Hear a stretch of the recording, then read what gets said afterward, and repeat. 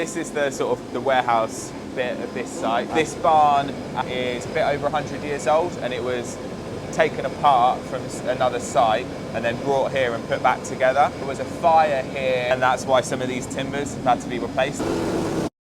This is how we lift the grain. So these are called bucket elevators, and it's effectively just a strap, and then it has all these little scoops or buckets on them.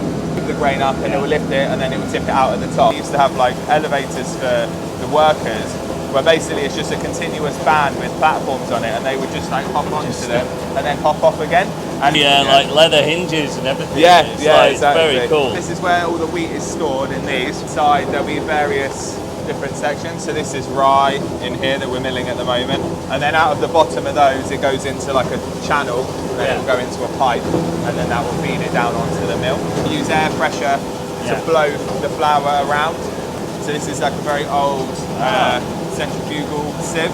And in Manchester as well. Yeah. Flour goes into it, and then it's very slow. You can see how slowly it rotates. This is a grain cleaner. So when we're bringing wheat in or transferring it through, we'll clean it. Inside there are these plates like sieves that vibrate, and they take out either large particles or small particles, and then we use air pressure to blow, and that lifts off of like the chaff, taking out these sorts of things that you'll get a bit of in there. So like heads and bits of straw and stuff like that. If you go down backwards, it's a bit easier because the treads are very short. This is a dreadnought stone, so it's a vertical stone, and this is our first break. And so what it does is the wheat goes in and it just cracks it open initially, before then it runs onto the first roller.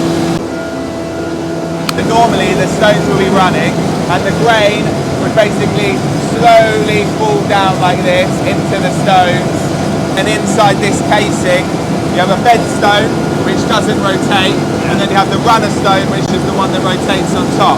The grain would fall in, and then as it moves out, initially it gets sheared, and then it gets ground down, and it overtails, and then you have stone ground wholemeal flour. Or we take it and we have a sieve upstairs, which we run it through. It still leaves some very fine ground particles in there, and so then you end up with a stone ground white flour that's sort of a bit darker in colour. So are these like the original stones that they found? Yeah, so they're French burr stones, and French burr stones are quite strange because they're actually made up of loads of smaller stones set into a mould that has like plaster of Paris that holds it together. This side, this is where we run the rollers. It's what we call like the first breaks. This is where the grain's running into, runs in through the rollers, the base. Woo! So you can see this is rye, and the bran is chopped open in large pieces, and then you've released all of like the semolina, the starchy part. So this will then go and get sifted, and then it's bagged out, which you can see down below Marcin doing at the moment. So they'll lift the bag up, fills it, check the weight, and then run it through the stitcher.